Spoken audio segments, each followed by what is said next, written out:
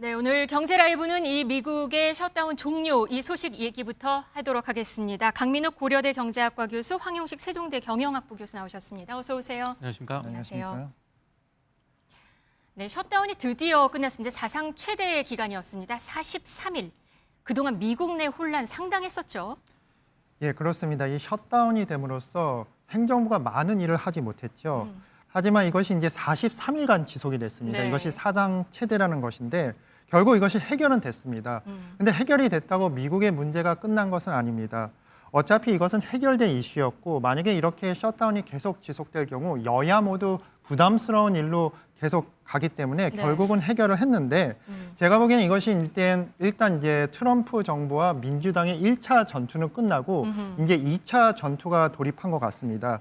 그 2차 전투 같은 경우는 실제적으로 트럼프 정부가 지금 대법원에 그 무역 협정에 대한 무효화 소송이 있죠. 네. 그 대법원에서 실제적으로 민주당을 대신해서 이제 전투를 벌이고 있는데 그리고 또한 여러 가지 민주당의 갈등이 계속 있습니다. 여러 가지 그런 뭐 이민자 문제뿐만 아니라 세금 문제도 갈등이 있는데 실제적으로 이러한 미국의 혼란은 지금 끝난 것이 아니라 계속적으로 지속이 된다고 볼 수 있습니다. 네.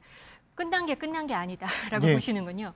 그럼 이제 이렇게 되면 경제 지표들도 미국에서 이제 발표가 될 거고요. 그동안 그것도 스탑이 돼 있었잖아요. 예. 그러면 그게 미국 경제에도 영향을 어떻게 미칠 거고, 그러면 또 우리나라에 또 영향이 있을 것 같은데 이건 어떻게 보세요? 예, 맞습니다. 실제적으로 이제 미국 경제 지표가 어떻게 나옴에 따라 여러 가지 주가나 환율이 이제 영향을 받는 건데 우리나라 같은 경우는 이제 무역 중심 그리고 수출 주도형 국가 그리고 미국에 대한 경제 의존도가 상당히 높은 나라입니다. 네. 그래서 상당히 안타까운 현실은 미국에 악재가 있으면 미국의 달러 가치가 내려가야지 정상인데 달러 가치가 내려가는 것보다 우리나라의 원화 가치가 더 내려가는 것이 현실인 것 네. 같습니다. 그래서 여러 가지 지표가 발표가 될 텐데 이제 만약에 미국의 고용 지표가 안 좋다고 하면 미국 자체한테도 주가에 안 좋은 영향을 미치지만 한국의 환율과 주가에 더 큰 영향을 미칠 것 같습니다. 네. 또 아직까지 이제 AI 버블 문제도 해결된 게 아니라서 결론이 난 게 아니라서 아직까지 대한민국엔 계속 어렵다고 볼 수 있습니다. 네. 그동안 미국 증시를 보면은 나스닥과 S&P 지수는 또 사상 최고치였는데 다우 지수는 오늘 또 사상 최고치를 기록을 했습니다. 이 이유는 이 셧다운 종료 기대감이 반영됐다는 얘기가 있거든요. 다우존스 지수에 한번 지금쯤 우리가 관심을 가져볼 만하다 이런 얘기도 있어요. 그런가요? 그렇죠. 그래서 그동안 이제 우리 이 서학개미들이라고 그러죠. 그 많이 이제 기술주 중심으로 나스닥이라든지 그런데 이제 많이 투자를 해서 관심 가졌는데 이번에 이제 셧다운이 종료되는 기대감에 따라서 실제로 이 다우존스가 상승했습니다. 다우존스는 뭐 아시다시피 이제 크게 이제 30개 종목 중에 있는데 이제 크게 네. 이 기술 섹터라기보다는 전통적인 이제 미국의 그 코퍼레이트 아메리카. 그래서 우리가 아는 뭐 골드만삭스라든지 또 마이크로소프트도 이제 전통적인 이제 기술주죠. 네. 그다음에 이제 맥도날드 뭐 이런 회사들이 있죠. 근데 이제 이런데 이제 재미있는 점이 하나 뭐냐면은 이게 이제 투자자들께서 관심을 가질 부분입니다. 엔비디아 요즘 많이 얘기하잖아요. 네. 그래서 엔비디아에 대해 투자한다 하는데 실제로 가장 다우지수 중에서 더 많이 오른 종목이 있습니다. 잘 모르실 수도 있겠지만은 중장비 업체인 캐터필라죠.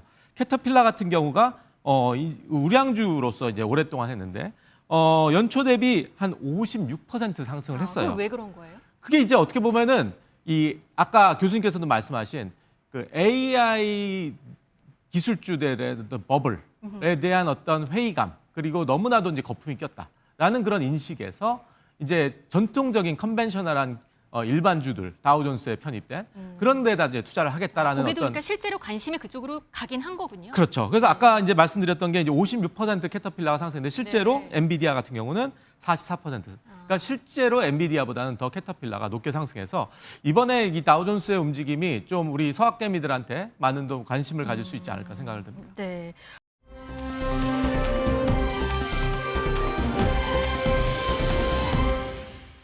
환율도 근데 걱정입니다. 아까 교수님 말씀하셨는데 원달러 환율은 지금 계속 오르고 있습니다. 뭐 1,500원이 가시권에 들어왔다라고 볼 정도인데요. 지금 환율도 1,472원까지 올랐습니다. 교수님, 언제 이렇게 또 계속 올랐네요?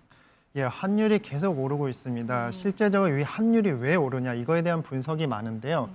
환율이 오른 이유는 두 가지죠. 원화 가치가 내려가거나 미국 달러가 상승한다는 것인데 지금 그것이 동시에 이루어지는 것 같고 네. 실제적으로 이것은 뭐냐면 내부 상황보다는 외부 상황에 문제가 많다고 보고 있습니다.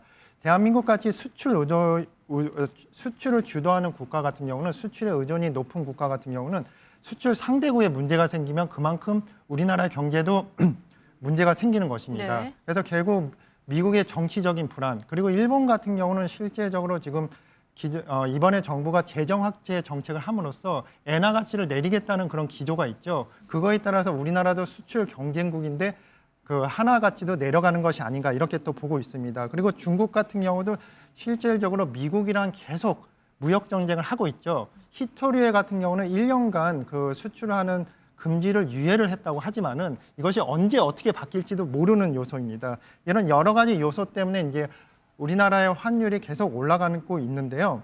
근데 제가 볼 때는 이것보다 더 심각한 것은 뭐냐면 국제 상황을 전혀 예측할 수가 없습니다. 지금 그렇기 때문에 이 변동성이 커진다는 것입니다. 그러니까 지금 올라간 환율보다 그 환율의 불확실성, 변동성이 더 걱정이라면 예, 저는 그것이 더 걱정인데 많은 사람들이 또 환율이 어떻게 될 것이라는 그게 또 거를 관심해요. 물어보는데 네. 실질적으로 전문가조차도 실제 오를지 내릴지에 대해서 확실하게 대답하기가 어려워졌다는 게 현실입니다. 네. 그래서 더욱더 문제가 되는 건 이 변동성이 커지면 많은 기업들이 실제 투자랑 고용의 계획을 세우는데 상당히 어려움이 있습니다. 예를 들어서 원자재도 사야 되고 미국에 수출도 해야 되는데 이 가격에 대한 매출에 대한 확신이 없을 경우에는 투자나 고용을 멈춰버리는데 그렇기 때문에 우리나라 경제 성장에도 상당히 어려움이 있다. 이렇게 말씀드리고 싶습니다. 그런데 과거 환율 급등할 때 생각을 해보면 환율이 급등하면 코스피는 오히려 내리고 그러면 국가 신용 위기다 이런 얘기가 바로 이어졌었거든요. 근데 지금 코스피 지수는 계속 랠리 중입니다. 그러면 그 말은 그래도 지금 높은 환율 자체는 그래도 큰 문제는 없지 않느냐 이런 예, 이걸 생각할 수 이제 있거든요. 맞습니다. 이제 네. 두 가지 문제로 생각해 볼 수 있는데 이 환율 상승이 과연 어디에 문제냐? 실제적으로 지금 많은 전문가들이 보기에는 우리나라 국내의 문제기보다는 미국이나 중국, 일본의 정치적 상황 때문에 우리나라에 영향을 받는다. 이것이 어떻게 보면 이제 19세기에서 서구 열강 때문에 우리나라가 참 고생을 했죠. 그거랑 상당히 비슷한 현상입니다. 지금은 무역이라는 것 때문에 그런 큰 국가들, 러시아, 중국, 일본, 미국과 우리가 얽혀 있는데 이런 국가들이 혼란이 있으면 우리나라가 결국 경제가 안 좋아지고 환율이 오르는 현상인데 실제적으로 이것이 국내적 요인은 아니기 때문에 실제 코스피 지수가 상승할 수 있는 여력이 있다 이렇게 볼 수 있는 것인데 코스피 지수도 상승을 하지만 자세히 보면 이게 문제점이 있습니다. 실제적으로 환율이 오르면 가장 좋은 회사들이 어딜까요? 환율이 오른다는 게 꼭 나쁜 것만이 아니라 자동차나 반도체 같이 이렇게 수출을 하는 회사들은 네. 실제적으로 원화 가치가 떨어지고 환율이 오르면 실제적으로 이제 환 차익을 이 볼수 한 차익을 있죠. 얻을 수가 있고 이런 네. 회사들은 수출에서는 호재입니다. 하지만 많은 작은 회사들은 이 환율의 변동성 때문에 실제 고용 투자를 계획하기가 어려운데요. 이런 식으로 하면서 코스피 지수를 보면 실제적으로 자동차, 반도체나 이제 대형 그런 회사 같은 대기업들 중심으로는 상당히 이제 코스피 지수가 올라가는데 작은 기업들 같은 경우는 그 코스피 지수가 그렇게 코스피 지수 오르는데 공헌하는 게 상당히 약하다고 볼 수 있습니다. 네. 뭐 국내 신용 리스크랑 무관하게 치명적 악재는 또 아닌 것 같고 하지만 고환율이 또 수출 기업에 또 나쁘지 않을 수 있고 하지만 원자재나 중간재를 수입하는 그런 업체들 많잖아요. 네. 여기는 치명적이죠, 여기는. 그렇죠. 지금 아마 연말이라서 많은 이제 제조업체들이 사업 계획서들을 이제 만들고 계시는 걸로 알고 있습니다. 근데 이제 그 업계에서 들리는 얘기는 지금 사업 계획서를 한 플랜 B, C, D까지 만든다고 해요. 왜냐하면 환율이 지금 예측하기가 힘들기 때문에 아무래도 이제 원자재를 이제 50% 정도 이제 수입하는 그런 제조업체 같은 경우는 정말 그 환율 10원의 그 차이에도 이제 몇십억이 왔다 갔다 한다고 합니다. 그 정도로 어려움이 있기 때문에 10원 차이에도요. 그렇죠. 그래서 그 정도로 민감하기 때문에 네. 지금 내년도 사업 계획서를 짜는 데 있어서 여러 시나리오를 가지고 네. 플래닝을 한다고 합니다. 네, 유학생 자녀 둔 부모님이나 아니면 여행업들은 타격이 있을 것 같고요. 반면에 유튜버, 서학개미들은 또 환율이 올라서 웃는다는 얘기도 있습니다. 그렇죠. 그래서 유튜버들 같은 경우는 이제 그 달러로 정산을 받기 때문에 그만큼 이제 환차익을 많이 보는 것이고 또 서학개미도 마찬가지로 이제 주가 상승으로 인한 환차익을 또 보는 그런 또 있습니다. 희비가 엇갈리는 거죠. 네. 근데 이제 뭐 항공사라든지 이런 지난 지표를 보면은 주가가 전체적으로 많이 떨어졌습니다. 그래서 뭐 제주항공 같은 경우는 마이너스 24.35%까지 지난 3개월간 주가가 하락해서 이런 또 항공주들이라든지 또 이미 고환율에 그렇죠. 타격을 입었군요. 네, 그리고 해외 자산에 또 위험 자산이 있는 또 금융사들도 자본 건전성에 좀 비상이 있어서 대책 회의들을 많이 한다고 합니다. 네, 이창용 총재는 환율이 과도하면 개입할 의사가 있다고 구두 개입에 나서기도 했는데요. 급격히 오르는 환율에 대해서는 그래도 예의주시하고 있는 것 같습니다. 그런데 그러면 환율이 과연 지금 1,400원대 후반인데 1,300원대를 볼 수는 없을까요? 다들 그걸 물어보십니다. 아, 예, 다들 그걸 물어보는데 네. 제가 이제 한 가지 말씀드릴 것은 지금 이 상황에서 너무나 변동성 그리고 예측 불확실성이 커졌기 때문에 그 누구도 예측을 한다면 그 예측은 그냥 시험 문제 볼 때 찍는 것이고 정답을 네. 확신하고 얘기하는 사람은 없는 것 같습니다. 제가 이제 이쪽에 대해서 그래도 약간 전문적으로 이 말씀을 드리면 변동성이 클 때는 누구도 예측을 못 한다고 그리고 예측이 점점 어려워졌다고 원론적인 말씀을 드리고 싶습니다. 1,300원으로 떨어질 가능성을 여쭤봤습니다. 뭐 고환율 자체가 내려가기는 쉽지 않을 수도 예, 있겠지만. 근데 1,300원으로 떨어지려면 이제 한 네. 가지 시나리오가 있는데 지금 자체로서는 반도체나 자동차 산업이라고 우리나라의 성장 동력 그 경제는 상당히 잘 돌아가고 있습니다. 네. 그래서 성장 동력을 늘려야 되는데요. 이것이 뭐냐면 그 탑 가장 위에 있는 산업만 발전하는 것이 아니고 그 밑에 산업까지 어떻게 내려갈 수 있냐. 실제적으로 항공사도 상당히 어려움을 겪고 있고 네. 가장 문제가 되는 것은 자영업자들도 상당히 어려움을 갖고 있습니다. 지금까지 정부가 이제 경제 성장에 있어서 큰 산업들에 대해서 신경을 썼다면 앞으로는 작은 산업까지 성장을 시키고 그리고 코스피도 뭐냐면 균형적인 성장 그리고 불균형정하게 빈익빈 부익빈 형상이 그러니까 부익부 빈익빈 빈익빈. 현상이 네, 계속 네. 일어나는데 이런 현상을 완화해갖고 균형적인 경제 성장을 이루어진다면 내년 후년에는 1,300원까지 바라볼 수도 있는데 이것이 이렇게 쉬운 것은 아니라고 말씀드리고 싶습니다. 부익부 빈익빈 현상이 그러니까 해소가 되는 그런 시점이 눈에 보이는 순간은 내려올 수가 있겠네요. 예, 그렇게 볼 수 있습니다. 예. 알겠습니다.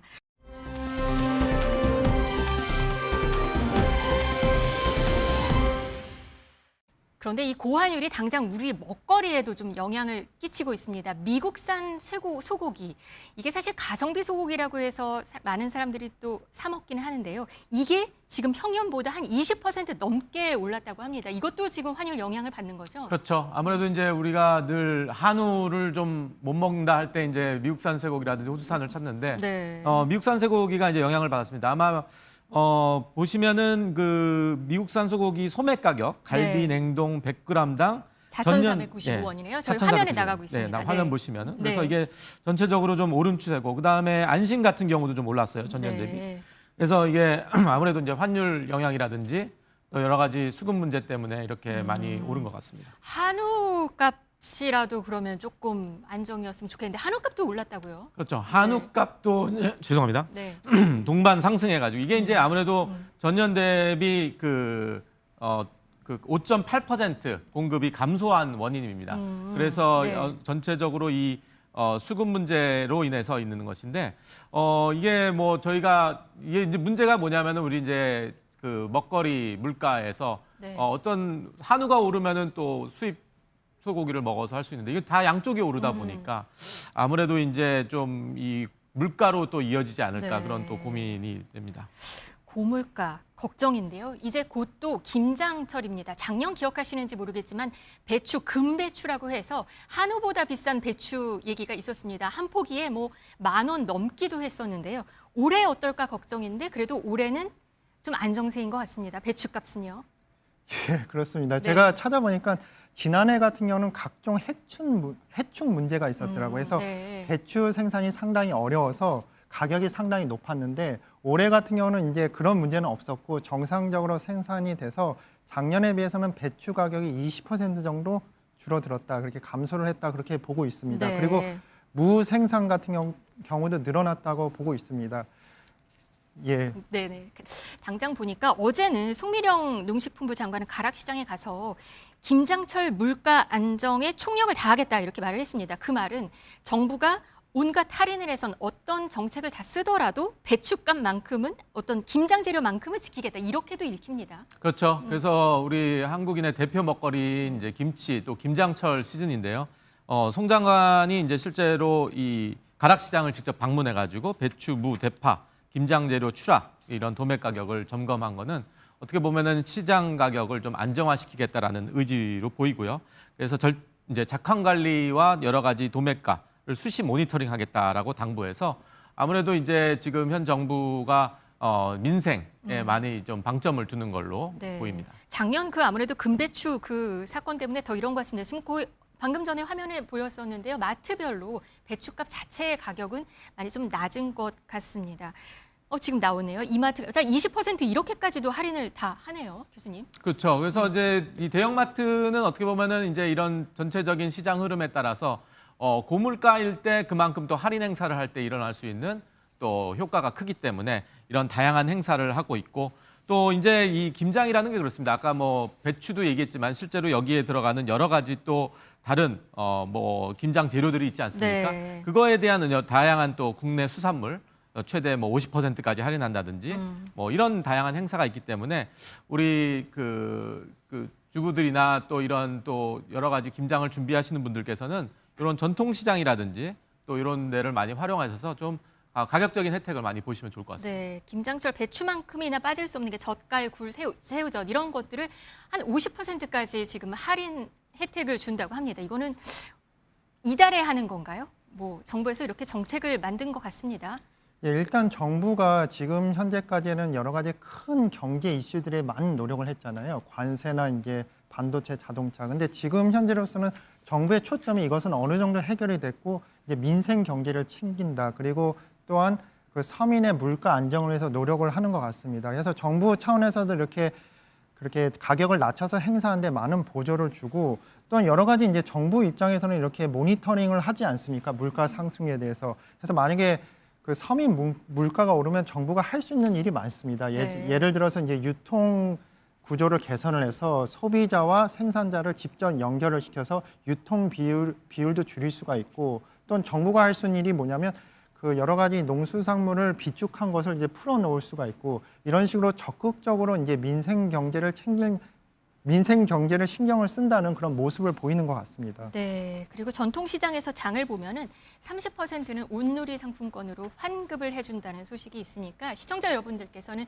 잘 참고하셔서 이용하시면 좋을 것 같습니다. 지금 화면에 나오는데요. 환급 기준은 구매 금액의 최대 30%, 1인당 2만 원 한도에서 한 6만 7천 원 이상을 사면 2만 원씩 바로 환급을 해주니까 이런 정보는 좀 많이 참고하셔서 이용하시면 좋겠습니다.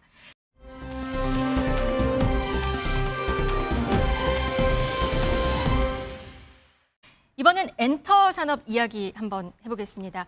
걸그룹 뉴진스 사태 이거 기억하시나요? 하이브사나 어도어라는 소속사 소속이었는데 인기 절정이던 지난해 11월에 계약 해지를 통보를 하면서 법적 분쟁으로 이어졌던 것입니다. 그런데 어젯밤 이들이 전원 복귀한다고 하면서 엔터 산업 구도에도 좀 영향이 있을 것 같습니다. 그렇다면 먼저 작년에 당시 기자회견 모습 보시겠습니다.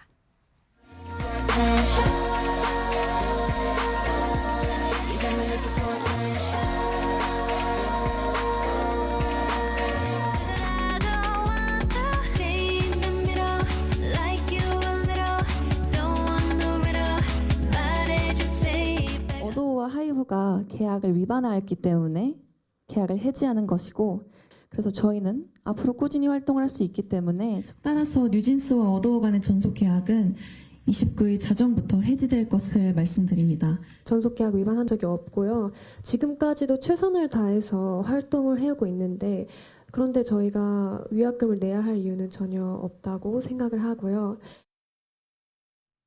네, 이렇게 기자회견을 한 게 작년 11월이었습니다. 교수님, 1년이 지났네요. 이때 사실 뉴진스의 난이다 아니면 자칭 뭐 혁명이다 이런 얘기도 있었어요. 근데 다 복귀를 하는가 봅니다. 네, 그러니까 이제 딱 1년이 됐네요. 작년 11월인데 뉴진스가 이제 어도어를 상대로 계약을 위반해 신뢰가 파탄났다면 계약 해지를 선언했습니다.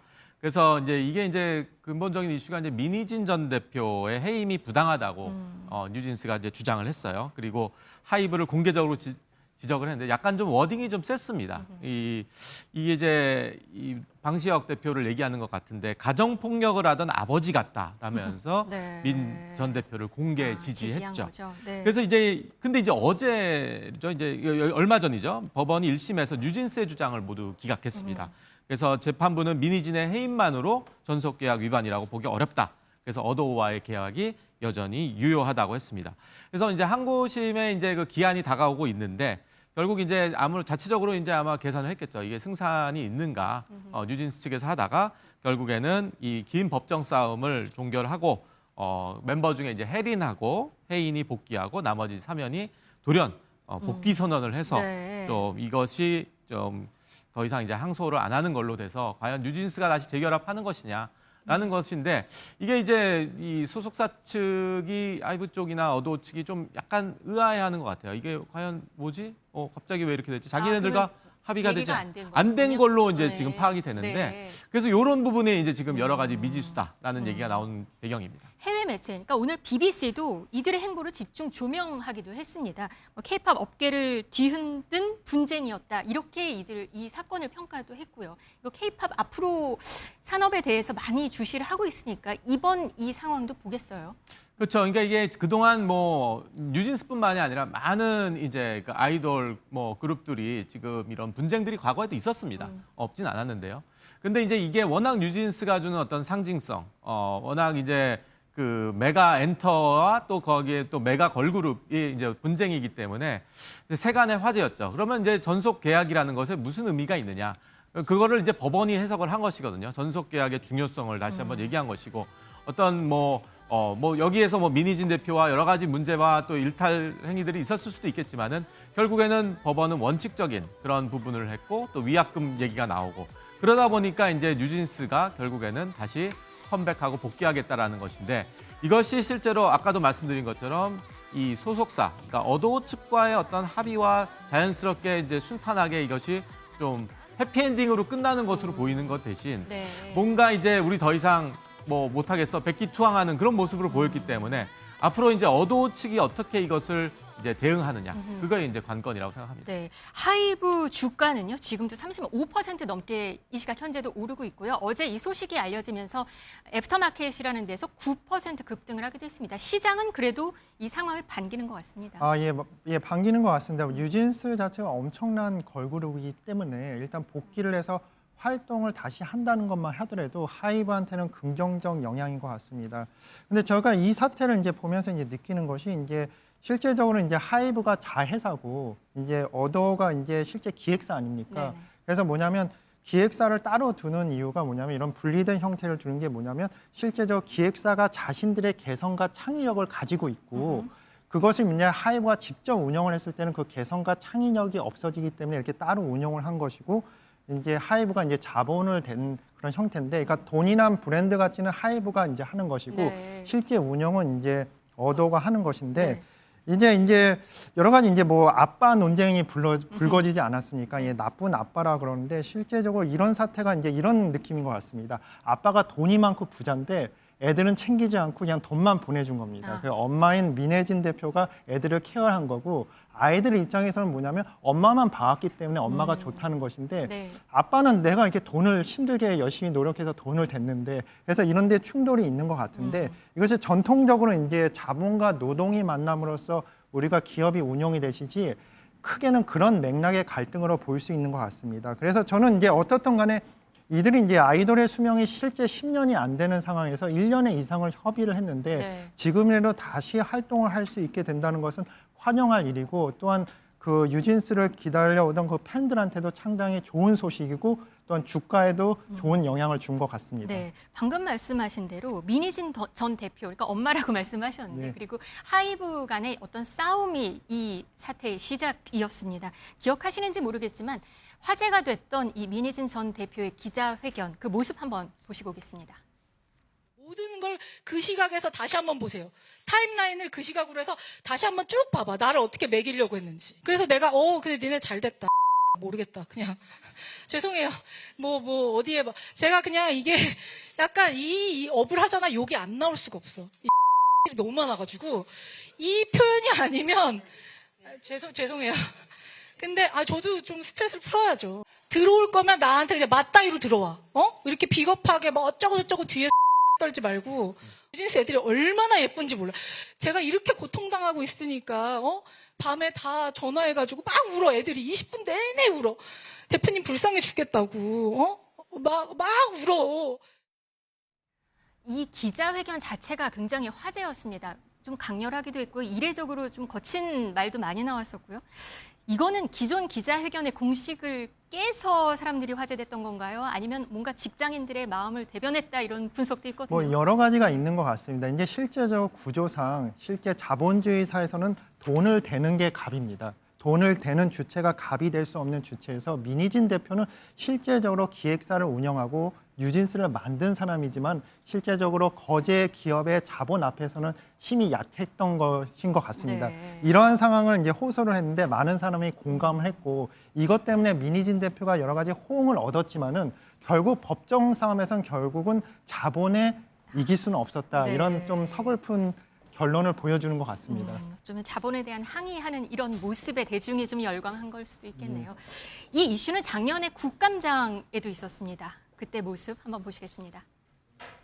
민희진 대표님과 방시혁 대표님 간에 갈등이 조금 있었잖아요. 하여튼 뭐예요? 갈등 싸움이 아, 네. 있었잖아요. 그냥 서로 인간으로서 존경하면 적어도 직장 내 괴롭힘과 따돌림 문제는 없지 않을까 싶고요.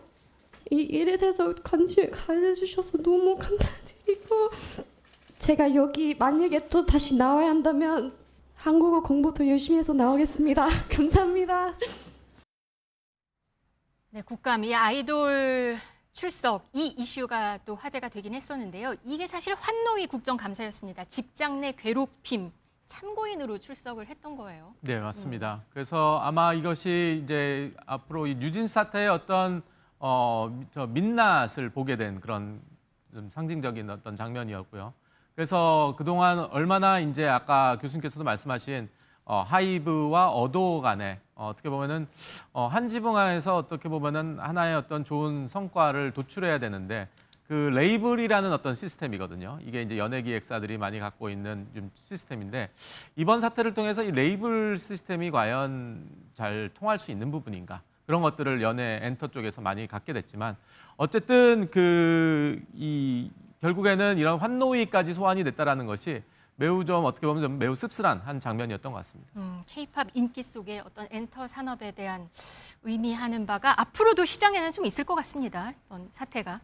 예, 이런 사태가 계속 지속이 되는데 실제 연예 기획사랑 대형 자본회사들의 그 같이 하는 것이 일반적인 것으로 이제 계속 이어질 것이고 그것은 뭐냐면 연예 산업의 개성과 창의성을 계속 발전시키기 위해서 새로운 기획사들을 큰 자본회사가 포섭하는 구조가 계속 이어질 것 같습니다. 그래서 앞으로 갈등이 계속될 것 같은데 이번 사건을 토대로 이런 갈등을 해소하기 위해서 정부가 어떤 노력을 해야 되는지도 한번 생각해 볼 문제 같습니다. 네.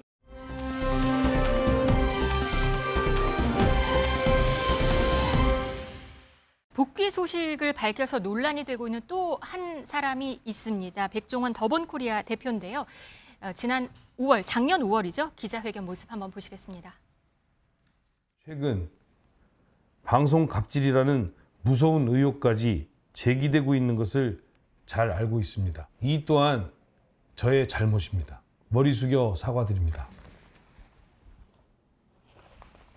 지금부터 저는 현재 촬영 중인 프로그램을 제외하고는 모든 방송 활동을 중단하도록 하겠습니다.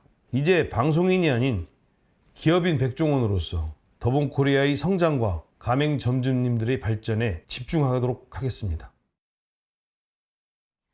네, 작년 5월 기자회견 모습이었습니다. 방송 중단을 얘기를 했는데요. 얼마 전에 원산지 허위 광고 의혹 무혐의를 받으면서 백종원 대표는 다시 방송 복귀를 얘기를 했습니다. 뭐 환영하는 목소리가 있는가 하면 또 여기에 대해서 계속 불만의 목소리도 있는 것 같습니다. 시민단체들은 그 해당 방송사 앞에 가서 시위를 벌이기도 했었잖아요. 그렇죠. 이번에 이제 백종원 대표가 이제 오랜 공백 끝에 이제 복귀를 하게 됐는데요. 그래서 이제 지금 아마 이게 5월부터 좀 제작이 됐던 것 같아요. 그래서 남극의 셰프라는 어떤 그런 새로운 또 예능이 MBC에서 했는데 이제 이 백종원이 대표가 이제 자숙하겠다라는 어떤 그런 선언을 했음에도 불구하고 다시 이제 컴백하는 것이 실제로 이제 시청자들이라든지 어떤 가맹점주들의 어떤 기만하는 게 아니냐라는 인식이 있겠지만은 네. 이게 좀 시비가 엇갈리는 것 같아요. 이게 이제 어제 실제로 거기 이제 시위를 하신 분들이 과연 더번 코리아를 대표하시는 분들인 건지 일단 어떤 뭐 시민 단체인 건지 그런 것들이 좀 애매했습니다. 근데 그래서 더번 코리아 그 점주들 같은 경우는 또 백종원 대표를 또 지지하는 또 선언하는 그런 메시지도 던지기도 했고요. 그래서 네. 좀 혼선이 있는 것 같은데 일단은 제가 여기서 이제 여러 가지 좀 믹스된 그런 목소리들을 좀 정리를 해보면은 일단 더번 코리아는 결국에는 백종원의 어떤 아이덴티티다. 그래서 이것을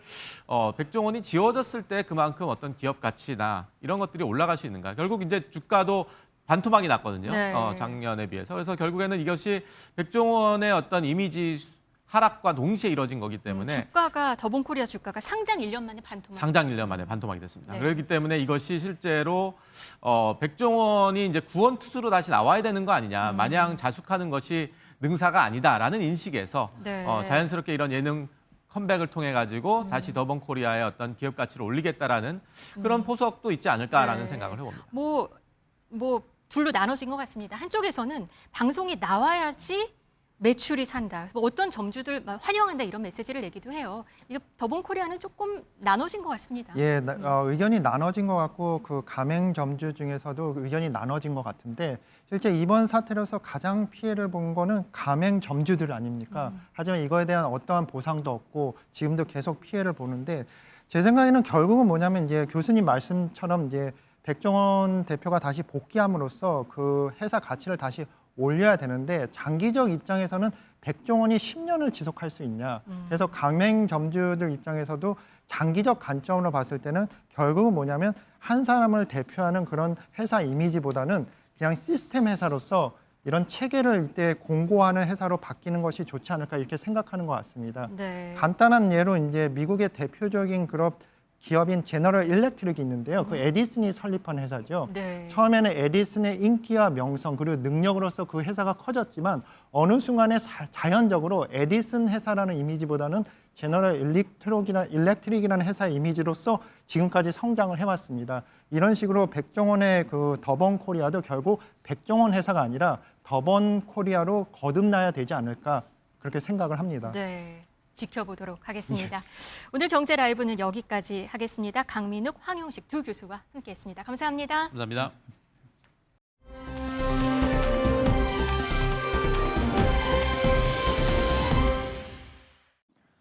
계속해서 뉴스 라이브입니다. 실시간 관심을 끄는 화제의 뉴스들 만나보시죠. 건강 이상을 이유로 그 어떤 조건도 수용하겠다면서 석방에 그야말로 올인하고 있는 김건희 여사. 어제 보석신문이 있었습니다. 김 여사 측은 특검이 불륜 의혹 프레임으로 여론전을 하고 있다고 주장한 것으로 전해졌습니다. 앞선 재판에서 도이치모터스 주가 조작 공범으로 지목된 이모 씨와 김 여사가 나눈 문자가 공개됐죠. 사건과 관계없는 망신주기, 별건 수사를 하고 있다는 겁니다. 반대로 특검 측은 이 주가 조작 사건에 숨겨진 중요한 인물이라는 점에서 이 문자를 공개했다는 입장인데요. 방어권 보장 차원에서 석방을 해달라는 김 여사. 석방이 되면 핵심 증인들과 말을 맞출 우려가 크다는 특검. 특별한 변수가 없다면 재판부는 일주일 이내 보석 여부를 결정해야 합니다. 세 차례의 만찬에 1,557만 원. 한덕수 전 총리가 재작년 12월 한 달간 세 차례 만찬 간담회를 열면서 쓴 업무 추진비입니다. 국회 예결위 김승원 의원이 공개한 자료가 한 언론을 통해서 보도됐는데요. 공무를 처리할 때 쓰는 업무 추진비를 50만 원 이상 쓰게 되면 총리실은 누굴 대상으로 했는지 밝히게 돼 있습니다. 삼청동 공관에 5성급 호텔 케이터링 서비스를 불러서 각 부처 장관, 국무위원들과 식사를 한 것으로 파악되고 있습니다. 1인당 최대 49만 원 꼴인데요. 전임 총리들과 비교했을 때 비용으로만 봐도 꽤 높은 수준이고요. 이렇게 호텔 케이터링을 부른 것도 이례적이라는 지적이 나오고 있습니다. 그전까지는 2017년 대통령 권한대행 신분이던 황교안 전 총리의 사례가 유일합니다. 다음 소식입니다. 현관문 사진을 내라. 무슨 얘기일까요? 서울 전역과 경기 12개 지역에 적용된 토지거래 허가제, 실거주 입증 조건이 있죠. 그 증빙 자료가 필요하다는 겁니다. 실거주 사유를 구체적이고 객관적으로 소명해야 한다는 규정이 좀 모호한 측면이 있죠. 지자체마다 혼선이 있습니다. 매매 의뢰서나 매물 사진을 요구하는 경우부터 이렇게 현관문과 주택 외부 사진을 찍어서 보내라. 용인 수지구청 같은 경우는 재학증명서, 재직증명서를 제출하라고 안내했다가 주민 반말에 삭제했습니다. 여기에는 또 신분당선으로 강남에 출퇴근하는 경우가 많이 있죠. 통일된 가이드라인이 필요하다는 지적인데 이르면 이번 주에 국토부의 지침이 나올 전망입니다. 한편 오늘 김윤덕 국토부 장관과 오세훈 서울시장은 만납니다. 잠시 후 11시 반부터 1시까지 서울시청 인근에서 만나서 부동산 정책을 논의한다고 하는데요. 회동 후에 기자들 앞에서 공동 브리핑을 엽니다. 이 자리에도 시선이 쏠리고 있습니다. 대중교통 가운데 이 버스에서는 취식 금지가 이제 보편화됐죠. 지하철 같은 경우는 아직 아닌데 곧 금지될 수도 있겠습니다. 관련 민원이 꽤 많습니다. 서울시의회 윤영희 의원이 서울교통공사에서 받은 자료인데요.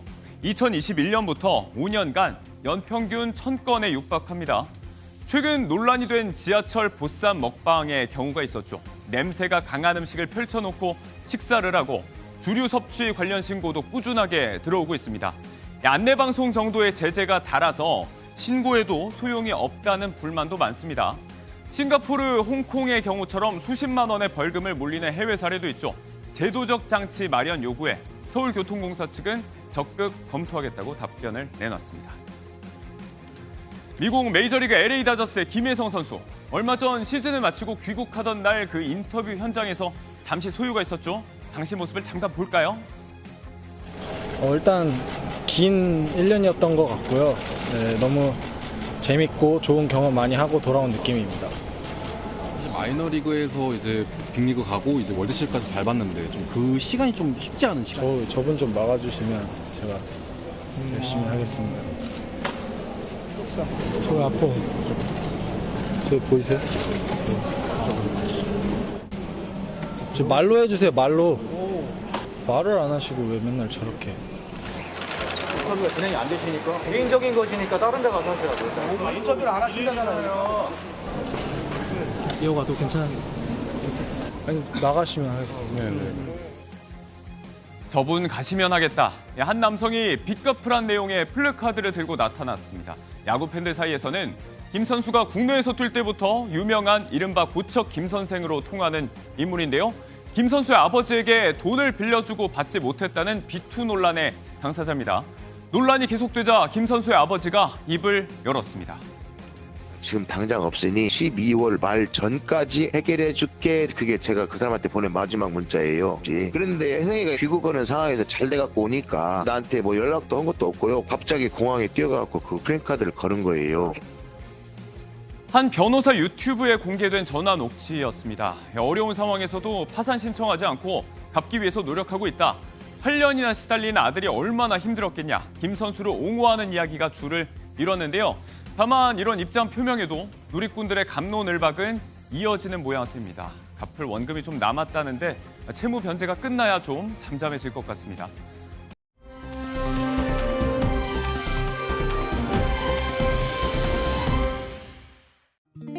너의 마음속 내 모습들 언젠가 얘기해줬을 때 듣고 있는 날은 어느새 날 위한 이야긴 듯해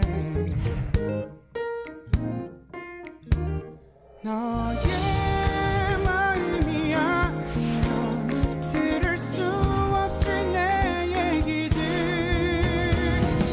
네 안에 그려진 내 모습이 그저 고마울 뿐이야 너를 위한 이야기로 있어줄게 언제나 네 옆에서 힘이 돼줄게.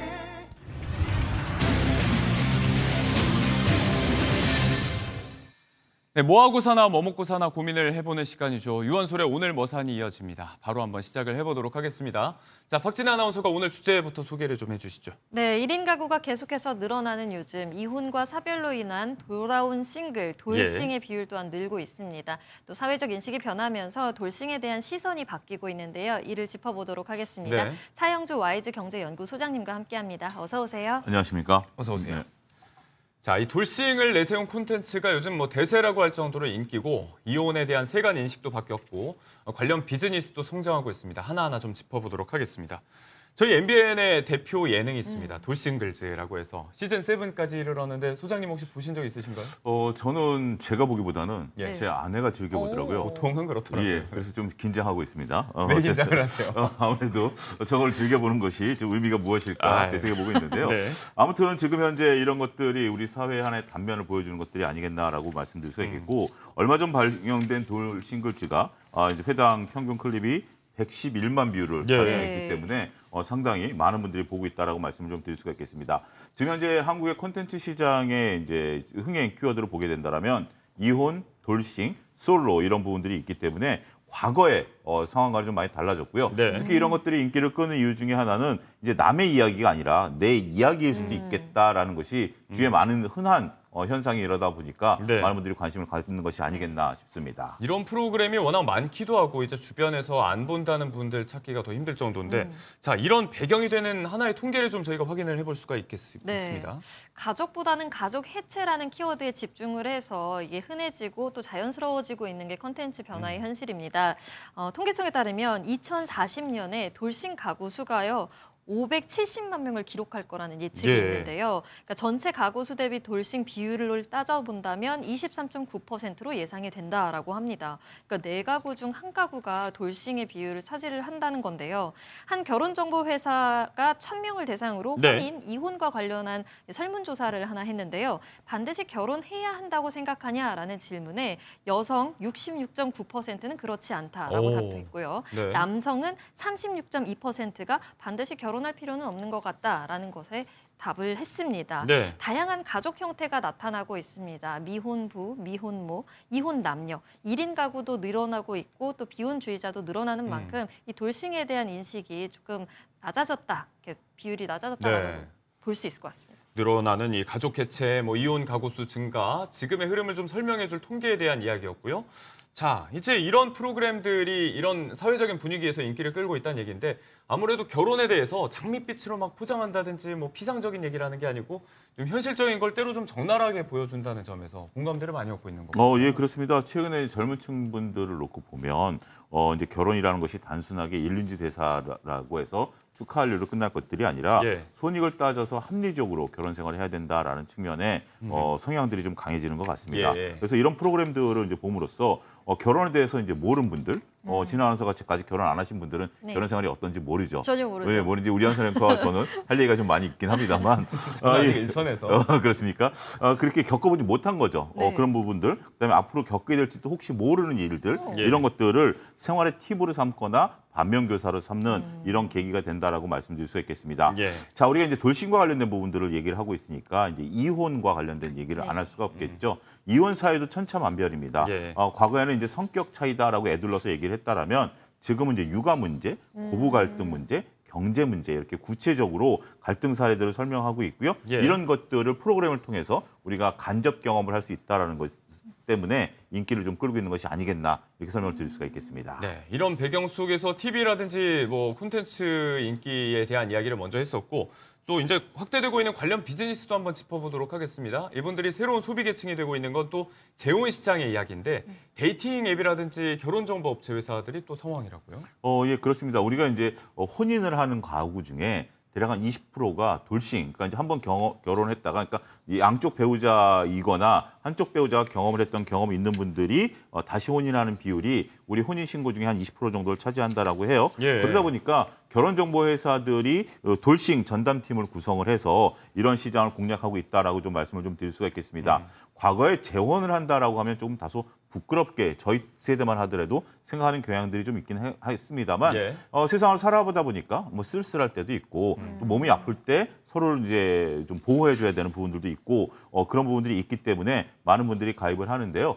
과거에는 40대 이상이 가입을 했다라면 지금은 2030 세대들도 가입을 하는 경우가 있고 또 이제 자녀들이 독립했을 경우에는 부모님 몰래 이런데 정보회사에 가입하는 경우도 있다라고 말씀드릴 수 있겠습니다.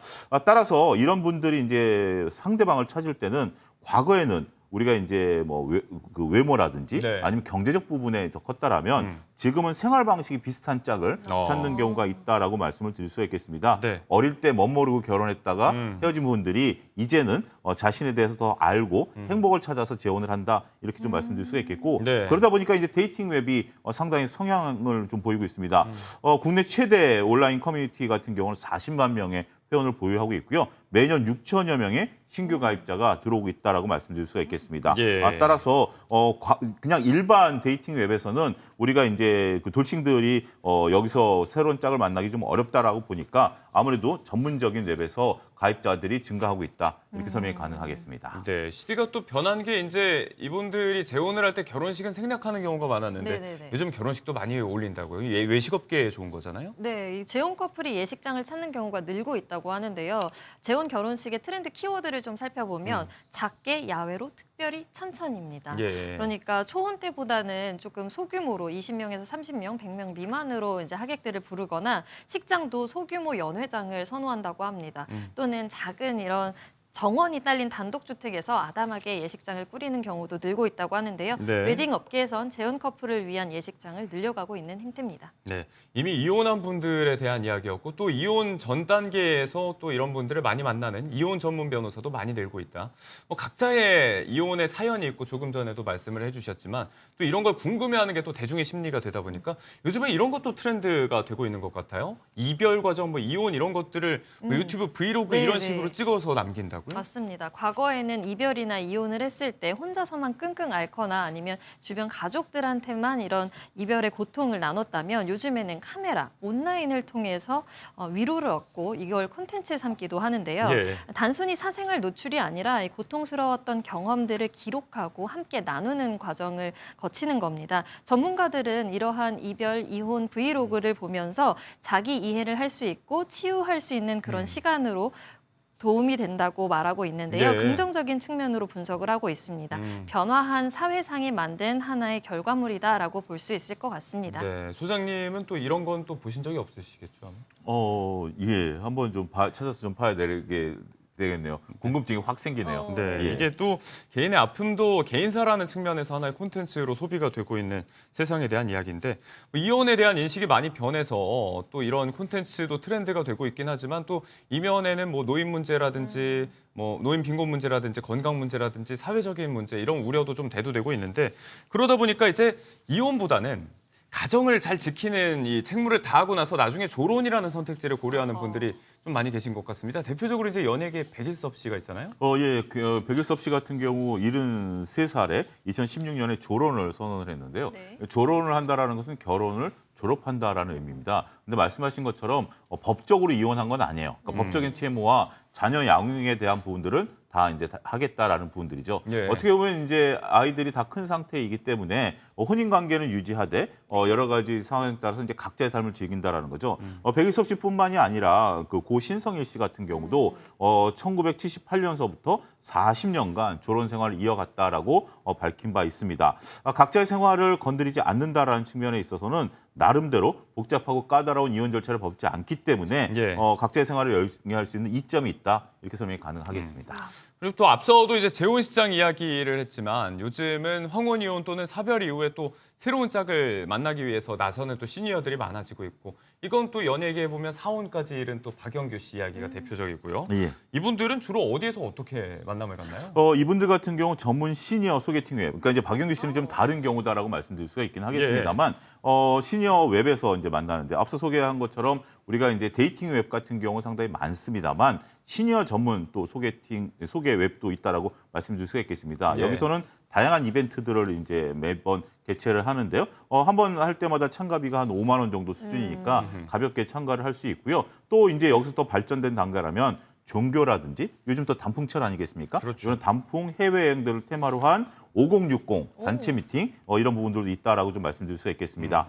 50대 이상만 가입할 수 있는 시니어 데이팅 웹 같은 경우 지난해 2만 명에서 올해 10만 명까지 가입자가 급증하고 있는 추세다라고 좀 말씀드릴 수가 있겠고요. 예. 여기에는 연령, 사는 곳에 대한 기본 정보뿐만이 아니라 취미가 무엇인지 이런 것들을 기록을 함으로써 서로 공유할 수 있다라는 부분들이 있어서 어떻게 보면 이것이 꼭 결혼까지 간다라고 또 보지는 않을 수도 있어요. 예. 단순하게 중장년층들이 새로운 놀이 문화로서의 기능도 하고 있다라는 점이 하나의 시대의 트렌드가 아니겠나 말씀드릴 수가 있겠습니다. 네, 시니어들의 연애 시장 이야기도 한번 해봤고 오늘 또 돌싱을 화두로 해서 여러 가지 이야기 좀 짚어봤는데 더 나아가면 이제 뭐 사실혼 관계라든지 비혼 출산 같은 것도 늘고 있다는 이야기를 해볼 수가 있어요. 그 어느 때보다 우리의 어떤 전통적인 가족 형태가 좀 다양화되고 있는 그런 추세인 것 같습니다. 그렇습니다. 통계청에 따르면 비혼, 그러니까 결혼하지 않은 이러한 가족들 같은 경우 2015년 21만 가구에서 지난해 58만 가구까지 증가했다라고 말씀드릴 수가 있겠습니다. 뭐 우리가 사실혼 관계, 혼외 관계 뭐 이런 부분들도 있긴 하겠습니다만